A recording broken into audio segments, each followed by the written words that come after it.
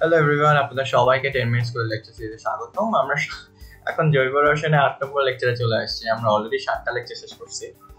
So এটা হচ্ছে আমাদের লেকচার নাম্বার 8। সো এই লেকচার নাম্বার 8 এ এসে আমি যে কথাটা বলতে চাই সেটা হচ্ছে এতদিন পর্যন্ত আমরা অনেক জটিল বিষয় দেখছি, অনেক বিষয়ে আমরা অনেক ধরনের টপিক দেখছি, অনেক বিক্রিয়ার মেকানিজম দেখছি এবং প্রত্যেকটা জায়গায় অনেক কনসেপশনের সাথে আপনাদের পরিচয় করাই দিচ্ছি। তো আস্তে আস্তে আমরা এখন শেষের দিকে চলে আসতেছি লেকচারে। তো এই লেকচারে আমরা যেটা চেষ্টা করবো সেটা হচ্ছে আপনাদেরকে যতটা ভালো করে বোঝানো যায় শেষের টপিকগুলো, যাতে আপনারা বুঝতে পারেন, আত্মস্থ করতে পারেন, সেটাই হচ্ছে আমার চেষ্টা থাকবে।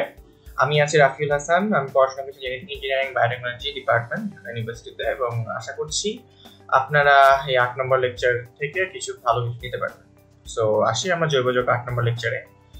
কিন্তু শুরু করি, আমরা কি কি টপিকে ফোকাস করব। প্রথমে হচ্ছে আমরা অ্যারোমেটিসিটি নিয়ে ফোকাস করব, যে কোন বৈশিষ্ট্য থাকলে আমি যৌগটাকে অ্যারোমেটিক বলবো বা অ্যারোমেটিক বলবো না। এখন কথা হচ্ছে অ্যারোমেটিক শব্দটা মানে কি সেটা আমরা জানি, এইচএসসি লেভেল পড়ছি, বাট আমরা এই বিষয়ে আরেকটু কমন একটা মিসকনসেপশন থাকে, কিছু এক্সেপশন থাকে, আর কিছু রুল থাকে। ওই রুলের ঊর্ধ্বে গিয়েও কিভাবে আমরা অ্যারোমেটিক কম্পাউন্ড হ্যাঁ কি না নির্ণয় করতে পারবো, ওইটা আমি এখানে বোঝানোর চেষ্টা করব। যেহেতু অ্যারোমেটিসিটি আমার ভর্তি পরীক্ষার এমসিকিউর জন্য অনেক বেশি গুরুত্বপূর্ণ, যে সমস্ত ভর্তি পরীক্ষায় কুয়েট বা আইওটি ভর্তি পরীক্ষায় যেখানে এমসিকিউ আছে, যে সমস্ত ইঞ্জিনিয়ারিং ভর্তি পরীক্ষা এমসিকিউ আছে, বা বুটেক ভর্তি পরীক্ষা যেখানে এমসিকিউ আছে, সেখানের জন্য আমার এটা গুরুত্বপূর্ণ। তো তাই এই টপিকটা বেসিক্যালি আপনার এমসিকিউ যেখানে আছে সেখানের জন্য গুরুত্বপূর্ণ। এরপর আমরা আসবো হাকেল তত্ত্ব নিয়ে। হাকেল তত্ত্ব অনেক জায়গায় গুরুত্বপূর্ণ, তা তো আছে অ্যারোমেটিসিটি বোঝার জন্য, বাট হাকেল তত্ত্ব আর অ্যারোমেটিসিটি কেবল হাকেল তত্ত্ব দিয়ে ব্যাখ্যা করা যায় না। তাই আমি একটা নতুন একটা অ্যাপ্রোচ দিয়ে আপনাদেরকে বোঝানোর চেষ্টা করবো, যেটা আমি সবসময় অ্যাডমিশনে পড়ানোর সময় করে থাকি, তা আপনারা বোঝানোর চেষ্টা করবেন, ধৈর্য নিয়ে দেখবেন, তাহলে আশা করি আপনারা বুঝতে সক্ষম হবেন। এরপর আসলে রেজোনেন্সের কিছু বিষয়। রেজোনেন্স আসলে কাকে বলে, রেজোনেন্সের আসলে স্ট্রাকচারে কত কি পরিবর্তন হয়, রেজোনেন্সের কারণে আমার বিক্রিয়ার কি পরিবর্তন হয়, রেজোনেন্সের কারণে আমার কি কি পরিবর্তন ঘটে, সেগুলো আমি এখানে আপনাদের সামনে উপস্থাপন করার চেষ্টা করব। এরপর আসে অ্যারোমেটিক যৌগের বিভিন্ন বিক্রিয়া। আমরা বেনজিন আর টলুইনের বিক্রিয়ার দিকে শুরু করব, কিন্তু আমরা তিনটে যৌগের যেটা কিভাবে ফেনলের বিক্রিয়ার সাথেও রিলেটেড তা দেখানোর চেষ্টা করব।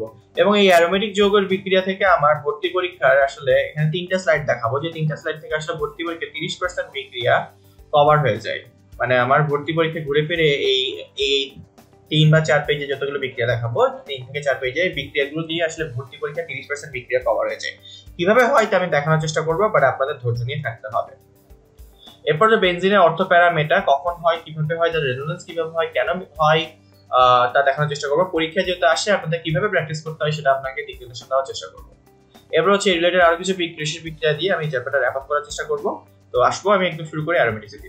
সো অ্যারোমেটিসিটি যাওয়ার আগে জিনিসটা বুঝতে হবে যে অ্যারোমেটিসিটি কাকে বলে, এটা একটা সংজ্ঞা একটু চাই, আমরা একটু বুঝি। তো অ্যারোমা মানে কি? অ্যারোমা মানে হচ্ছে সুগন্ধ, রাইট? সো যেখানের মধ্যে সুগন্ধ থাকবে তাদেরকে বলা হতো অ্যারোমেটিক যৌগ। কারণ প্রাথমিক দিকে যখন কেমিস্ট্রিতে আমরা যে সমস্ত কম্পাউন্ড আইসোলেট করতে সক্ষম হয়েছিলাম, তাদের বেশ ভালো সুগন্ধ হয়েছিল। দেখা গেছিল যারা অন্যান্য যে সরল শিকল যৌগ ছিল বা ধরেন অ্যালিফিটিক যৌগ যেগুলো ছিল, তো ওই যৌগের তুলনায় হচ্ছে অ্যারোমেটিক কম্পাউন্ড গুলো অনেক সুগন্ধযুক্ত ছিল। সুগন্ধযুক্ত থাকার ফলে তাদেরকে বলা হয় অ্যারোমেটিক কম্পাউন্ড। তো কিন্তু কথা হচ্ছে সুগন্ধি মানেই যে অ্যারোমেটিক তা কিন্তু না, কারণ আগে দেখা গেছে অনেকগুলো যৌগ পাওয়া গেছে যাদের মধ্যে কিন্তু দুর্গন্ধযুক্ত যৌগ, কিন্তু তারাও অ্যারোমেটিক যৌগ। অ্যালিফেটিক বা অ্যারোমেটিক যৌগ দুটার মধ্যে আমি কিভাবে ব্যাখ্যা করব? তো বিজ্ঞানী হাকেল একটা তত্ত্ব দিচ্ছেন, যেটাকে হাকেল তত্ত্ব বলা হয়, রসায়নবিদ হাকেল। তিনি 1931 সালে একটা তত্ত্ব দিচ্ছেন, সেটা হচ্ছে বদ্ধ শিকল জৈব যৌগের মধ্যে অ্যারোমেটিক যৌগের বিশেষ ধর্ম বা অ্যারোমেটিসিটি প্রকাশের জন্য সঞ্চরণশীল পাই ইলেকট্রন থাকতে হবে। সঞ্চরণশীল ওয়ার্ডটা কি? সঞ্চরণশীল ওয়ার্ডটাকে এটাকে একটু ফোকাস করার জন্য ব্যাপারটা হচ্ছে, এটা সঞ্চরণশীল একটা ইংরেজি নাম হলো ডিলোকালাইজড। লোকালাইজ মানে হচ্ছে একটা জায়গায় স্থির, ডিলোকালাইজ মানে চারদিকে ছড়াই গেছে, বেশ ভালো করে ছড়াই গেছে। আমরা যদি একটু করে ব্যাপারটা বোঝার চেষ্টা করি, যে ধরা যাক আমার এটা ছিল আমার বেনজিন, এটা হচ্ছে এরকম, তো দেখা যায় যে আমরা বেনজিনের গঠনকে আমি এভাবে না লিখে আমরা প্রায় সময় লিখি এইভাবে, একটা মাঝখানে একটা গোল্লা বসাই দিই, তাই? মাঝখান দিয়ে গোল্লা বসানোর কারণটা কি? আমি গোল্লা কেন বসাই দিই? এটা আসলে কিছুই না, কারণ এই বন্ধনটা এখানে চলে আসে, এটা এখানেও আসতে পারে, পাশে আসতে পারে, পাশেরটা এখানে আসতে পারে, তো তাদের অন্তর্বর্তী অবস্থানটা আবার তাদের অল্টারনেট করতে পারে তাদের দ্বিবন্ধনগুলো, আগে যেখানে ছিল সে তুলনায় তাদের অল্টারনেটিভ অবস্থান হতে পারে। তো অনেকটা হচ্ছে কেউ দেখলে কেউ কিছুক্ষণ এখানে দেখবে, কিছুক্ষণ এখানে দেখবে, তো এটা অনেকটা এরকম দেখতে দেখতে দেখতে অনেকটা মানে মানে রোটেশনের মধ্যে আছে। তাই ওই পুরোটাকে সামারাইজ করার জন্য একটা গোল্লা দিয়ে সেটাকে সামারাইজ করে ফেলা হয়। আসলে এটা গোল্লা দিয়ে বোঝাচ্ছে তারা ইলেকট্রনটা ডিলোকালাইজ, মানে এক জায়গায় স্থির না, সব জায়গায় আছে। আর একটা ব্যাপারটা হচ্ছে সঞ্চরণশীলের ব্যাপারগুলো হচ্ছে তারা একই তলে থাকবে, তারা একই তলে থাকবে, এবং একই তলে থাকা শর্ত হচ্ছে তাদের মধ্যে sp2 সংকরণের ব্যাপার স্যাপার থাকবে। সো ওই বিষয়ে আমি যাব, ওই বিষয়ে যাওয়ার আগে ব্যাপারটা বলবো যে আমরা আজকে যে বিষয়টা অ্যারোমেটিসিটিতে ইন্টারমিডিয়েটের তুলনায় আরেকটু ডিটেইল পড়বো, কিভাবে পড়বো, কেন এটাকে অ্যারোমেটিক যৌগ বলে, ওইটা নিয়ে আমরা এখানে ডিটেইল দেখানোর চেষ্টা করব। ওকে, সো বাট হাকেল তত্ত্ব বলছেন জাস্ট 4n+2 পাই ইলেকট্রন থাকে। তো এটা বোঝায় আসলে নিউক্লিয়াস সংখ্যা বা এখানের মধ্যে মানে মানে মেইন কোর যেটা, যেমন আমরা বেনজিন যদি বলি, বেনজিনের কোর হচ্ছে একটা, তো 4 × 1 + 2 6, মানে আমার সংখ্যাগুলো হতে পারে যে এখানে যদি পূর্ণ সংখ্যা ইনসার্ট করে, আইদার হতে পারে 0, আইদার হতে পারে 6, আইদার হতে পারে 10। তো এই সংখ্যক ইলেকট্রন থাকলেই আমি এটাকে বলতে পারবো তার মধ্যে এত সংখ্যক পাই ইলেকট্রন আছে, এবং এত সংখ্যক পাই ইলেকট্রন থাকলে আমরা বলতে পারবো তাদের মধ্যে রেজোনেন্স বা সঞ্চরণশীলতা থাকা সম্ভব। আর রেজোনেন্স বা সঞ্চরণশীলতা থাকলে তারা একই তলে থাকবে, একইভাবে ডিলোকালাইজ থাকবে, তাদের মধ্যে অ্যারোমেটিসিটি পাওয়া সম্ভব। কিন্তু এখানে একটা ঝামেলা আছে, সবসময় কিছু কিছু এক্সেপশনও থাকে। তো ডিটেইল দেখাতে দেখাতে আমি ব্যাপারটা বোঝানোর চেষ্টা করব। তো আমরা এখন কিছু বিষয় দেখব, সেটা হচ্ছে n = 0 হলে পাই ইলেকট্রন সংখ্যা হয় কত? অবভিয়াসলি দুইটা। এক হলে বসাই দিই 4 × 1 + 2, এটা জাস্ট একটু আমি দেখালাম আর কি। 10 4 2 6 10 14, এই চারটা না সংখ্যা বা এরকম ক্রমাগত সংখ্যাগুলোকে বলা হয় হাকেল নাম্বার বা হাকেল সংখ্যা, রাইট? সো এটা বোঝার জন্য যে জিনিসটা গুরুত্বপূর্ণ বিষয় বোঝার, সেটা হচ্ছে আমরা যদি বলি বেনজিনের মধ্যে কয়টা আছে, যেটা এখানে 4টা 6টা, রাইট? মানে এখানে একটা পাই বন্ধনের মধ্যে কিন্তু আমার দুইটা পাই ইলেকট্রন আছে, রাইট? দুইটা পাই ইলেকট্রন, 2টা 4টা 6টা, এখানে 6টা ইলেকট্রন আছে। 6টা ইলেকট্রন আমার হাকেল সংখ্যার সাথে ফুলফিল করে, তাই এই যৌগটা হচ্ছে অ্যারোমেটিক, রাইট? আচ্ছা, সো এখন আরেকটা যদি বলি, তাহলে আমরা যদি ন্যাফথেলিনকে পাশাপাশি লিখি, এখানে ন্যাফথেলিন লিখলে কি হবে? ন্যাফথেলিন যদি লিখি পাশাপাশি, তাহলে কি হবে? এটা হচ্ছে বোঝার বিষয়। এখানে 2 4 6 8 10, 10টা ইলেকট্রন আছে। তো 10টা ইলেকট্রন থাকলে কি হবে? 10টা ইলেকট্রন থাকলে আমার কিন্তু এখানে মধ্যে যেটা ঘটবে সেটা 10টা ইলেকট্রন থাকলে কিন্তু 10টা পাই ইলেকট্রন থাকলেও আমার কিন্তু যে এইটা ফুলফিল করতে চায়, আমরা কিন্তু দেখতে পাচ্ছি এখানে কিন্তু দুইটা রিং আছে, রাইট? সো আলটিমেটলি হাকেল রুল ওইটাই বোঝায়। এবং আসলে ব্যাপারটা বোঝানোর বিষয় এটা হচ্ছে যে আমরা যাতে বুঝতে পারি কোনটা সঞ্চরণশীল কোনটা সঞ্চরণশীল না, সেটা বোঝার জন্য এটা সিম্পল একটা ম্যাথমেটিক্যাল ফর্মুলা আছে, বা সবসময় সেটা কাজে করে না। লাইক ধরেন আমি যদি এখানে বলি যে এই সাইক্লোপ্রোপিন এ কিন্তু তোমার ডিলোকালাইজ হচ্ছে না ইলেকট্রন, কিন্তু যদিও তার হাকেল নিয়ম অনুসারে সে বলতে পারবে যে এখানে কিন্তু তার দুইটা ইলেকট্রন আছে, দুইটা কিন্তু এটার মধ্যে পড়ে, তাও কেন কিন্তু সে মানে অ্যারোমেটিক যৌগ না। অ্যারোমেটিক যৌগ না কারণ তার মধ্যে কোনো প্রকার সঞ্চরণশীলতা নাই, তার চেয়ে আরেকটা বিষয়ের কথা যে সবগুলো এক মানে রিং এর মানে এখানের মধ্যে যে স্ট্রাকচারে সবগুলো একই তলে থাকতে হবে এবং তাদের সবাইকে sp3 সংকরণ হতে হবে, কিন্তু সেটা sp2 সংকরণ হতে হবে, এটা কিন্তু sp3 রয়ে গেল। আমরা ডিটেইল এখানে প্রত্যেকটা আবার একটা একটা করে দেখাবো, আপনারা দেখে বুঝতে পারবেন।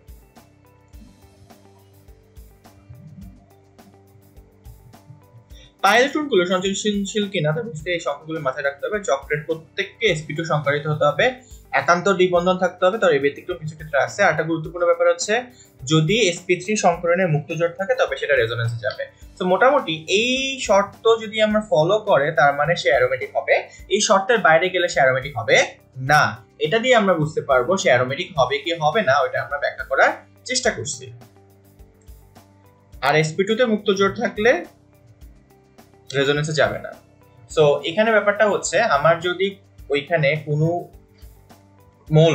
মৌলটার উপর যদি লোন পাই ইলেকট্রন থাকে এবং মৌলটা যদি sp3 সংকরণে থাকে সে রেজোনেন্সে যাবে।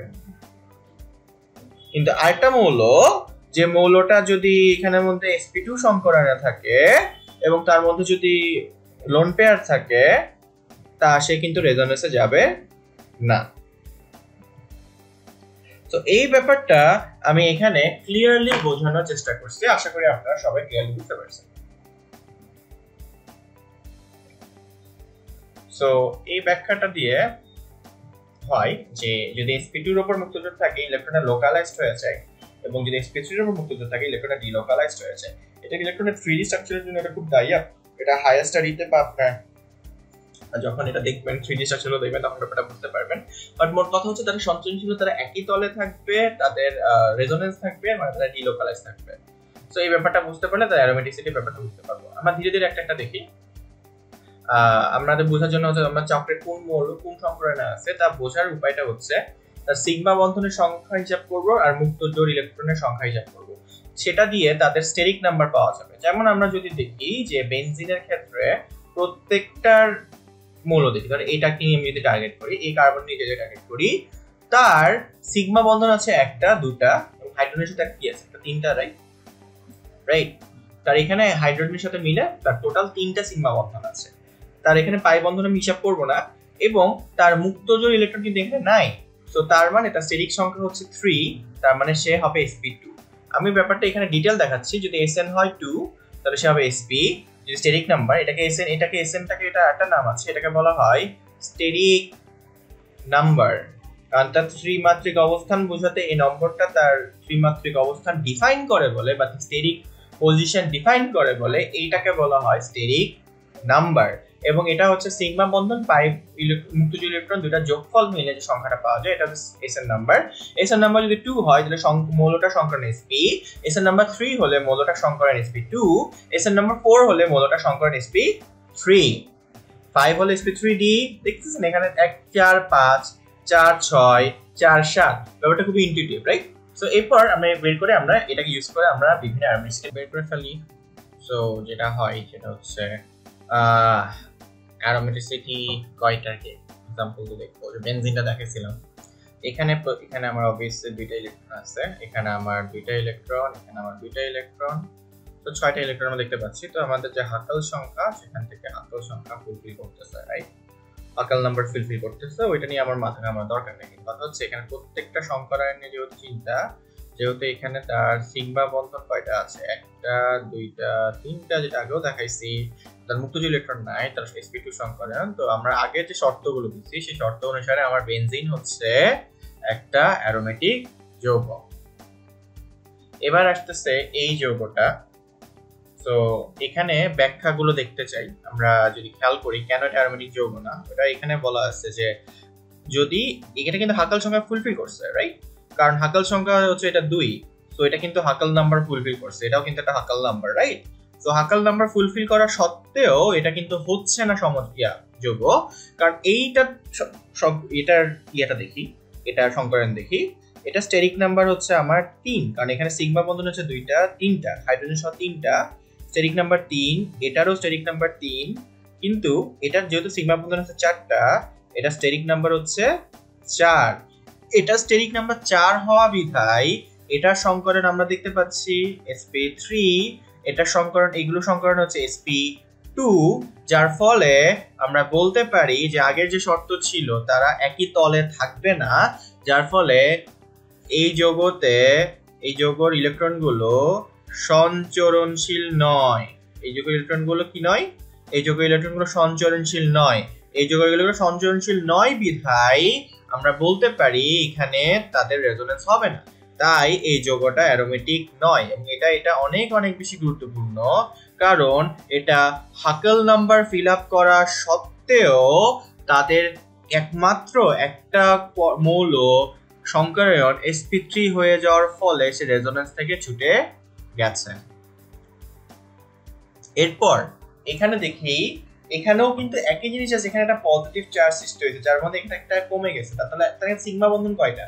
আমরা দেখতে পাচ্ছি এটার সিগমা বন্ধন 3টা, এটার সিগমা বন্ধন 3টা, এটারও সিগমা বন্ধন কয়টা হবে? এটার সিগমা বন্ধন হবে 3টা। এটা সিগমা বন্ধন 3টা হওয়ার ফলে সবগুলো কি সংকরণ? সবগুলো হচ্ছে আমার sp2 সংকরণ, রাইট? আমরা দেখতে পাচ্ছি, আমরা ক্লিয়ারলি দেখানোর জন্য দিলাম তো আমাদের শর্ত অনুসারে যেহেতু এটা হাকাল নাম্বার ফিল আপ করছে, যেহেতু প্রত্যেকটা মৌল মানে রিং এর প্রত্যেকটা মৌলের সংকরায়ন sp2, তাহলে আমার শর্ত অনুসারে এটাও একটা অ্যারোমেটিক যৌগ।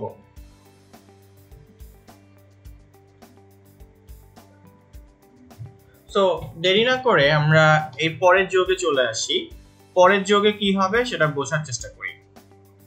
দেখেন এখানে হলো আমার নাইট্রোজেন আছে, এইখানে যে মৌলগুলো আছে এখানে তার সিগমা বন্ধন কয়টা? সিগমা বন্ধন একটা, দুইটা, আর একটা হাইড্রোজেনের জন্য তার এখানেও sp2, এটাও sp2, এটাও sp2, এবং একইভাবে এটাও আমার sp2 সংকরায়ন। তার মানে আমরা দেখতে পাচ্ছি এখানে যতগুলো মৌল আছে প্রত্যেকটা মৌলের সংকরায়ন কি? প্রত্যেকটা মৌলের সংকরায়ন হচ্ছে আমার sp2। কিন্তু এখানে যার মুক্তজোড় ইলেকট্রন আছে বা মুক্তজোড় বা যুক্তজোড় ইলেকট্রন যারা আছে তার এখানে একটা বৈশিষ্ট্য আছে। সেই বৈশিষ্ট্যটা হচ্ছে এখানে তার হাকাল নাম্বার ফুলফিল হয়েছে। হাকাল নাম্বার ফুলফিল হয়েছে কি? না, হাকাল নাম্বার ফুলফিল হয় নাই। হাকাল নাম্বার ফুলফিল হয় নাই। হাকাল নাম্বার যদি ফুলফিল হয় নাই মানে এখানে 4n + 2 = 4 হবে না, কারণ তাহলে n কত আসে? n = ½ আসে, রাইট? তাহলে এটা আমার হবে না, এখানের মধ্যে আমার হাকাল নাম্বার হয় নাই। এটা is not equal to a হাকাল নাম্বার, এটা একটা হাকাল নাম্বার না।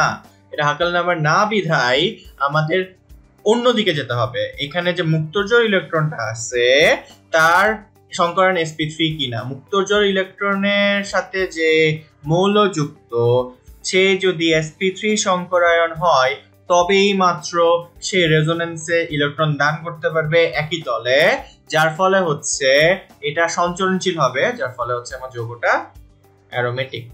সো আমাদের শর্তগুলো কি ছিল আমি আবার রিভিউ করি যে হাকাল নাম্বার ফলো করতে হবে এবং প্রত্যেকটা হাকাল নাম্বার যদি ফলো করে তাহলে প্রত্যেকটার সংকরায়ন sp2 হবে। যদি হাকাল নাম্বার সে ফলো না করে, যদি হাকাল নাম্বার সে ফলো না করে থাকলে ইকুয়াল টু হলে আমরা এটা দিয়ে চিন্তা করব, আর যদি না করে তাহলে দেখব যে মুক্তজোড় ইলেকট্রন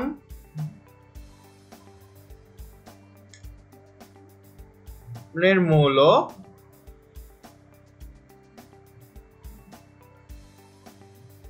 sp3।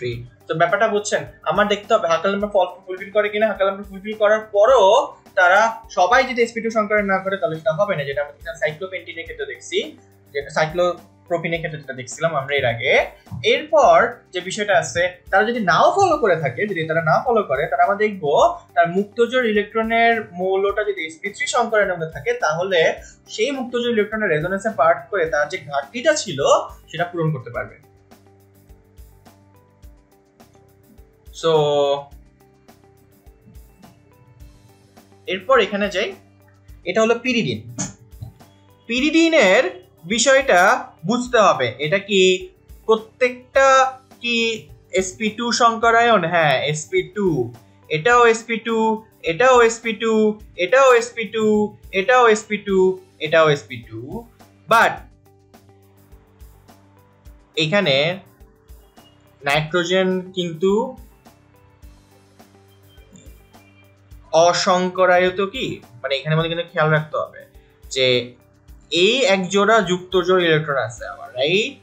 কিন্তু এই নাইট্রোজেন যেটা যুক্ত আছে এই নাইট্রোজেন যুক্তজোড়কে আমি কাউন্ট করব না, কারণ আমরা খেয়াল করে দেখি যে এই নাইট্রোজেন কিন্তু sp2 সংকরায়িত, কিন্তু এবার তবুও আমি তার যুক্তজোড়কে কাউন্ট করব না। তো অলরেডি সে sp2 মুক্তজোড় থাকলে রেজোনেন্সে যায় না। সো কিন্তু বোঝানোর বিষয় যেটা আছে সেটা হচ্ছে তার তো মুক্তজোড় দরকার নেই, কারণ তার অলরেডি হাকাল নাম্বার সে ফুলফিল করে দিছে। হাকাল নাম্বার যেহেতু সে ফুলফিল করতেছে, হাকাল নাম্বার ফুলফিল করে ফেললে আমরা বলছিলাম যদি সে হাকাল নাম্বারটা ফুলফিল করে ফেলে তখন আমার ওই মুক্তজোড় ইলেকট্রন নিয়ে চিন্তা করতে হবে না, আর যদি হাকাল নাম্বার ফুলফিল না করে থাকে তখন আমি মুক্তজোড় ইলেকট্রন নিয়ে চিন্তা করবো, রাইট?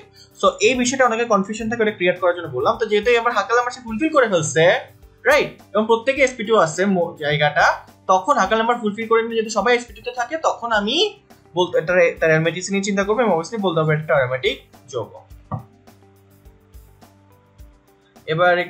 এবার কিন্তু দুটি জোড় ইলেকট্রন আছে, কোশ্চেন দুইটা কি কাউন্ট করবো কি কিনা। যে আসি, আমি প্রশ্নটা দেখাই ভালো করে, ক্লিয়ারফুলি আসে নাই, সো একটু ক্লিয়ারলি দেখাই, মানে এর আগে একটু মানে অন্য সাইড চলে গেছিল। যাই হোক, সো এখানে যে বিষয়টা বোঝা গেছে সেটা হচ্ছে আপনাদের বুঝতে হবে এখানে আসলে ঘটতেছে কি। সো এইখানে একটা যুক্ত জোড় আছে, তো এখানে কি হবে, সো এখানে কিন্তু আমার দুইটা জোড় যুক্ত জোড় আছে, যে এখানে আছে এখানে আসলে কি হবে, কিন্তু তার রেজোনেন্স কি হবে, তার রেজোনেন্স হচ্ছে আমরা জানি তার রেজোনেন্স হচ্ছে, সরি তার রেজোনেন্স বলছি, তার সংকরণ কি হবে, তার সংকরণ এখানে তার সিগমা বন্ধন দুইটা, তার যুক্ত জোড় এখানে অলরেডি আছে কয়টা, রাইট, অলরেডি আছে দুইটা, সো তার এসএন হবে sp3, এরপর এটা কিন্তু তার হাকাল সংখ্যা ফুলফিল করে নাই, রাইট, হাকাল সংখ্যা সে ফুলফিল করে নাই, তাহলে তার এইটা রেজোনেন্সের তাকে এক্সট্রা ইলেকট্রন দেওয়ার ঘাটতিটা ব্যাপার আছে, যে যদি হচ্ছে হাকাল সংখ্যা ফুলফিল না করে তাহলে হচ্ছে আমরা সবসময় চিন্তা করবো যে মুক্ত জোড় ওখানে যাবে কি যাবে না, রাইট। তো এখানে হচ্ছে বিষয় যে sp3 তে যুক্ত জোড় আছে, এবং আমরা জানি sp3 তে যুক্ত জোড় থাকলে আমরা যখন হাকাল সংখ্যা ফুলফিল করে না তখন sp তে যুক্ত জোড় থাকলে তাকে চিন্তা করবো, তো করার কথা, কিন্তু এখানে আসলে একটি মুক্ত জোড়কে কাউন্ট করবো না দুটি করবো, কারণ একটা যদি আমার চলে যায় যেই সে কিন্তু আর sp3 থাকতেছে না, সে sp2 হয়ে যাচ্ছে, যার ফলে হচ্ছে sp2 কি আর মুক্ত জোড়ে থাকলে কি সে রেজোনেন্সে যায় না, আমি বলছিলাম যে একমাত্র রেজোনেন্সে যেতে পারবে, আমি এটাকে দেখেছিলাম sp3 মুক্ত জোড় রেজোনেন্সে যেতে পারবে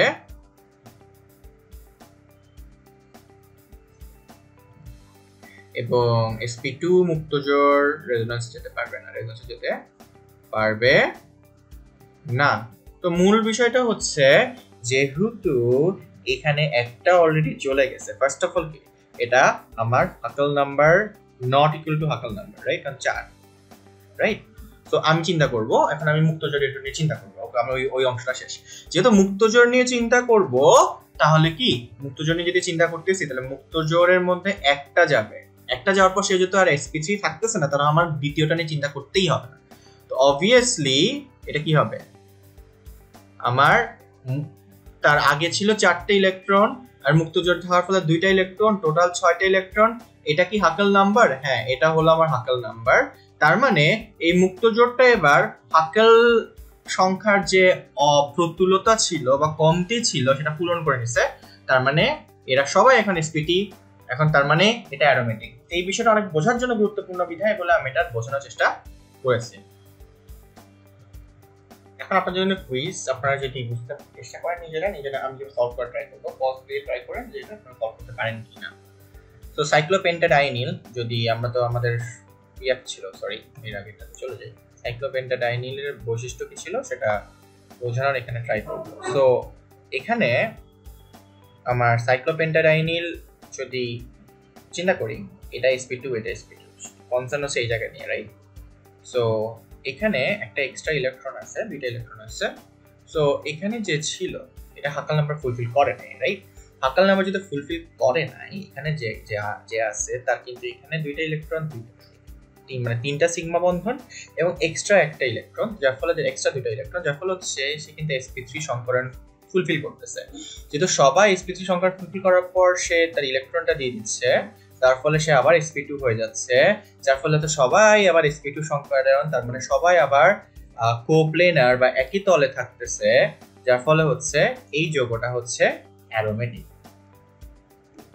কিন্তু একই জিনিস যদি আমার জাস্ট এটার মধ্যে কোনো নেগেটিভ চার্জ না থাকতো, যদি একই জিনিস এভাবে হতো, এ কিন্তু যদি নেগেটিভ চার্জ না হতো, এ কিন্তু নট অ্যারোমেটিক, কারণ হচ্ছে এখানে তার হাকাল নাম্বারের অপ্রতুলতা কমানোর জন্য তার এখানে আসলে কোনো লোড পেয়ার ইলেকট্রন থাকতো না বা এক্সট্রা ইলেকট্রন থাকতো না, যার ফলে এই বাকিরা sp2 নিজে sp3 থেকে যেত, যার ফলে হচ্ছে সে কিন্তু আমার অ্যারোমেটিক হতো না।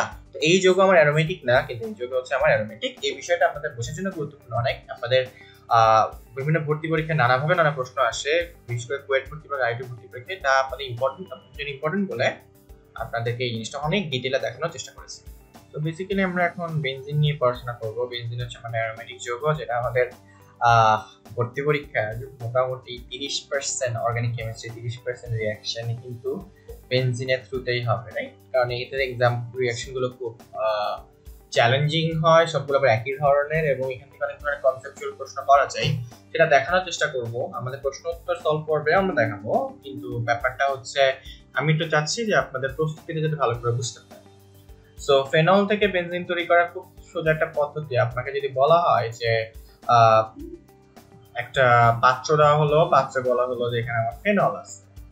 তো ফেনল আছে, এখন আপনাকে কেউ জিজ্ঞেস করলো যে ফেনল আছে, এখানে আপনাকে বেনজিন তৈরি করতে হবে। আপনি আস্তে করে জিঙ্কের একটা দলা নিয়ে এসে একটা জিঙ্কের একটা পাথর বার বা একটা বার বা নিয়ে এসে বা গুঁড়া করে এনে আপনি টিউবে ঢেলে দিলেন, একটু পরে আপনার এখানে বেনজিন উৎপন্ন হবে।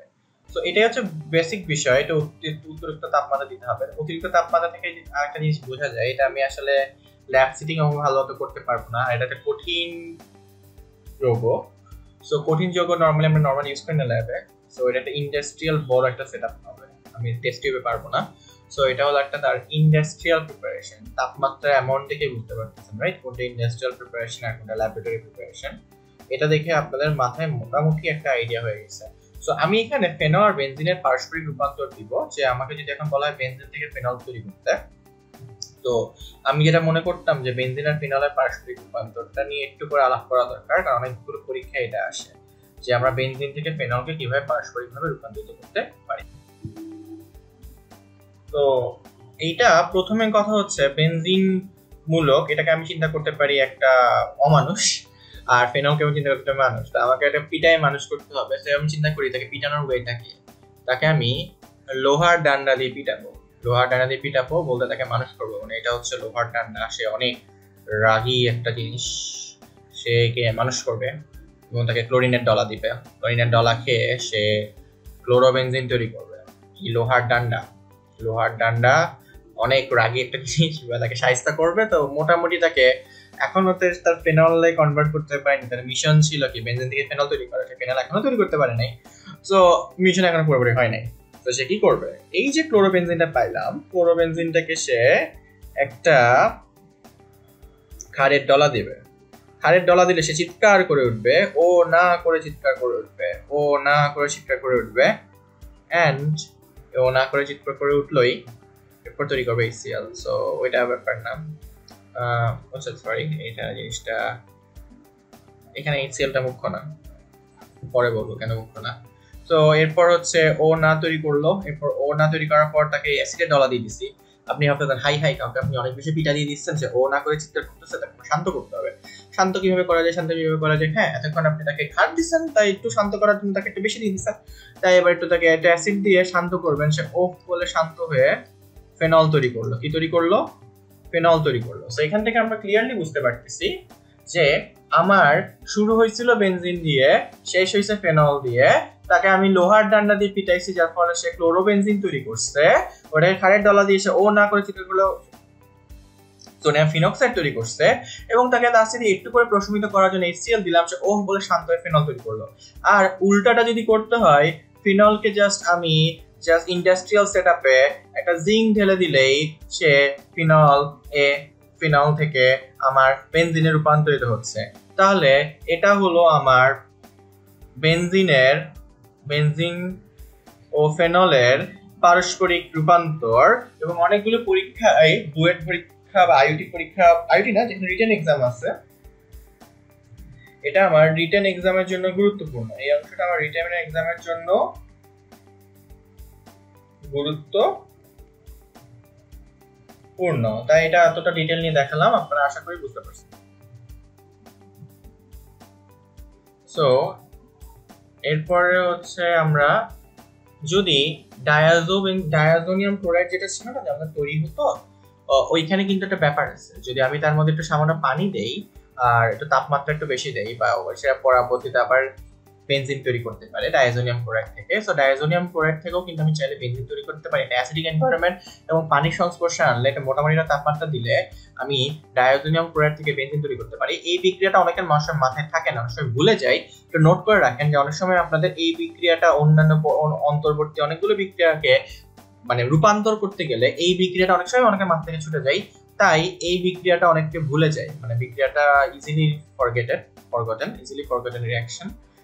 ফরগটেন রিঅ্যাকশন, যার ফলে হচ্ছে অনেকে যেটা ইজিলি ভুলে যায়, তাহলে যেটা ঘটে যে আমাদের অনেকের এটা মাথায় থাকে না, কিন্তু যদি আসলে অনেকগুলো রূপান্তরকে আমি ইজিলি করতে পারি, তো এই বিষয়টা মাথায় রাখা দরকার বলে আমি ব্যাপারটা ভেবে দেখিয়েছি।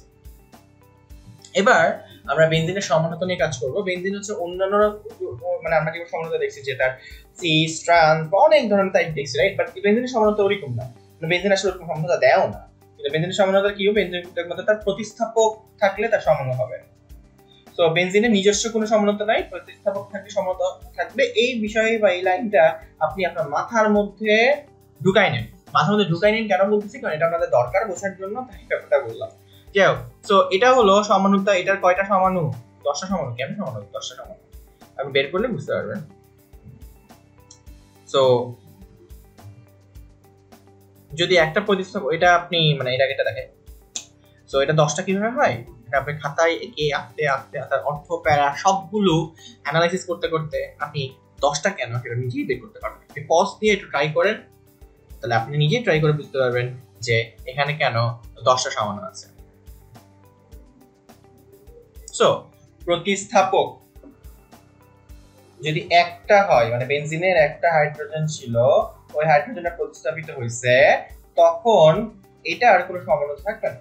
কারণ সে এখানে থাকলেও তা, এখানে থাকলেও তা, এখানে থাকলেও তা, এখানে থাকলেও তা, এখানে থাকলেও তা, এখানে থাকলেও তা।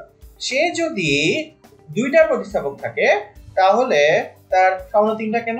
এটা একটা সমাণু তার অর্থ পজিশনে, আবার তার মেটা পজিশনে আরেকটা সমাণু হবে, আবার তার প্যারা পজিশনে আরেকটা সমাণু হবে, রাইট? এই একটা, দুইটা আর 3টা হলো তার সমাণু। কিন্তু গুরুত্বপূর্ণ বিষয় হচ্ছে অর্থর আরেকটা যদি দিই, যে এখানে দিয়ে আমি বাম পাশে দিয়ে দেখাই বা ডান পাশে দেখাই, সেটা কিন্তু আলাদা সমানুতা দেবো না। আমি একমাত্র এই অর্থ মেটা এবং এই প্যারা, এই 3টা আলাদা দেখাতে পারছি বলে আলাদা 3টা সমান, রাইট? এবং তার প্রতিস্থাপক যদি 3টা হয়, রাইট, কিন্তু 3টা যদি সেম হয় তার সমান 3টা হবে। কেন? দেখার চেষ্টা করেন।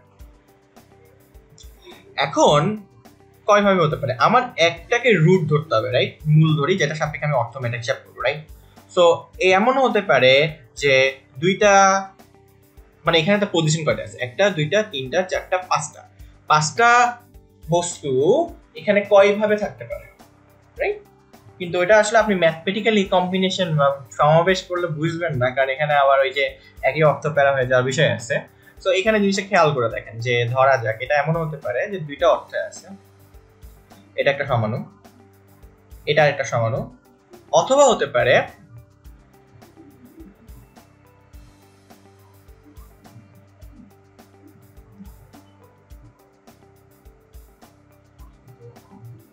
এখানে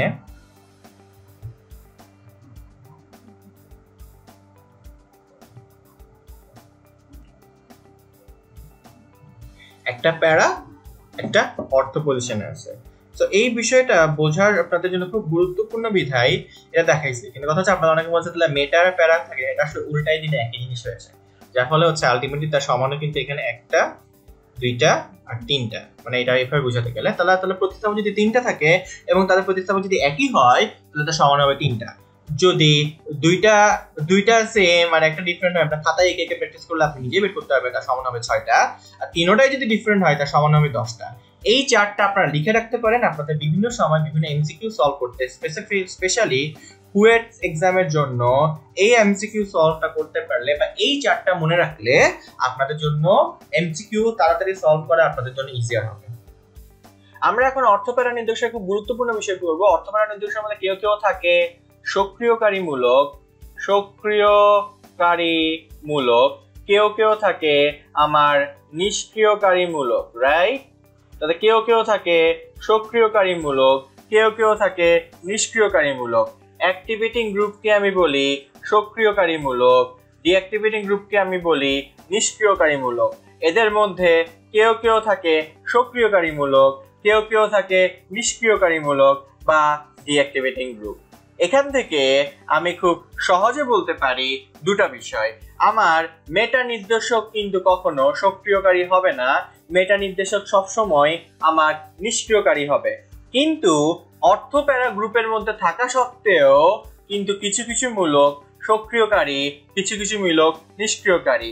কেন সক্রিয়কারী? মানে হচ্ছে সে যদি বেনজিন রিং এর সক্রিয়তা বাড়াই দেয়, মানে যার সাথে সে যুক্ত আছে, এখানে এক্স ওয়াই জেড যাই থাকুক না কেন, সে যদি বেনজিন রিং এর সক্রিয়তাটা বাড়াই দিতে পারে, তাহলে সে হচ্ছে সক্রিয়কারী গ্রুপ। আর যদি সে বেনজিনের সক্রিয়তাটা কমাই দিতে পারে সে হচ্ছে নিষ্ক্রিয়কারী গ্রুপ।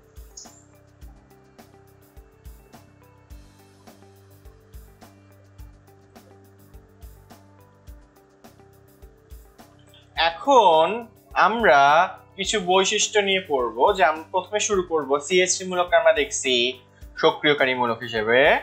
তো কেন সে সক্রিয়কারী মূলক, এখানে ব্যাপারটা বুঝতে হবে। এখানে তার তড়িৎ ঋণাত্মকতা কিন্তু তার চারপাশে যা আছে তার তুলনায় বেশি, যার ফলে হচ্ছে সে সিগমা রেজোনেন্সের মাধ্যমে এখানে কিছু ইলেকট্রন দিতে পারে, সোজা বাংলায় সে এখানে সক্রিয়তাটা বাড়াই দেয়। আমরা এখানে দুটো শব্দ পড়বো, সিগমা রেজোনেন্স এবং পাই রেজোনেন্স।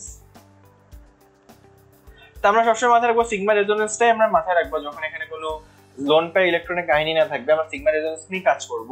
কিন্তু আপাতত বলি, যেহেতু তার তড়িৎ ঋণাত্মকতা বেশি, তার আশেপাশের মূল্যে তড়িৎ ঋণাত্মকতা কম, তাই সিগমা রেজোনেন্স এখানে সে সক্রিয়তা বাড়ায় দিচ্ছে। একইভাবে এখানে ফ্লোরিন যখন যুক্ত হচ্ছে, সে অর্থোপেডা নির্দেশক হওয়া সত্ত্বেও তার এখানে তড়িৎ ঋণাত্মকতা কম। তড়িৎ ঋণাত্মকতা কম থাকার ফলে সেভাবে ইলেকট্রন নিয়ে খেলতে পারতেছে না, যার ফলে যেটা হয়ে গেছে এই মূলকে ফ্লোরিনের টানটা অনেক বেশি। টান বেশি হওয়ার কারণে যেটা হয়ে গেছে, এখানে সে তার গ্রুপটাকে সক্রিয় না করে ওটা নিষ্ক্রিয় করে দেয়। তো এইখানে যার সাথে যুক্ত তার আশেপাশের মৌলের তড়িৎ ঋণাত্মকতা কেমন সে বিষয়টাও বিবেচনায় আনতে হবে। এখানে OH মূলক যদি নিয়ে চিন্তা করি, ও কিন্তু একটা বেশ তড়িৎ ঋণাত্মক মৌল দিয়ে যুক্ত, রাইট? তো তড়িৎ ঋণাত্মক মৌল দিয়ে আপনারা ভাবতে পারেন এটা ডেল্টা নেগেটিভ এবং পাশে তো ডেল্টা পজিটিভ, সে কেন সক্রিয়কারী হবে? কারণ সে তো ইলেকট্রন তার দিকে টেনে নিয়ে যাওয়ার কথা, রাইট? কিন্তু এখানে দুটো বিষয় ঘটে। এখানে সে তার লোন পেয়ার ইলেকট্রন দিয়ে একটা পাই রেজোনেন্স তৈরি করে, যে কারণে তার পাই রেজোনেন্সটা তার সিগমা রেজোনেন্স থেকে বেশি হয়ে যায়, যার ফলস্বরূপ তার পাই রেজোনেন্সটা তার সিগমা রেজোনেন্সের চেয়ে বেশি হয়ে যাওয়ার কারণে OH মূলক ও তড়িৎ ঋণাত্মক বেশি হয়ে ও এর ইলেকট্রোনেগেটিভিটি অনেক হাই হওয়া সত্ত্বেও সে কিন্তু ইলেকট্রন তার দিকে টেনে নিয়ে যায়। সো বিষয়টা মাথায় রাখতে হবে আমাদের। তাই OH মূলক অর্থোপেডা নির্দেশক হওয়া সত্ত্বেও, তার তড়িৎ ঋণাত্মকতা বেশি হওয়া সত্ত্বেও সে মোটামুটি ভাবে বেশ একটা সক্রিয়কারী মূলক।